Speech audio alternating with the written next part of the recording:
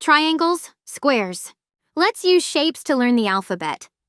Circles, triangles, squares. Join them together to make an alphabet. Let's start with capital letters.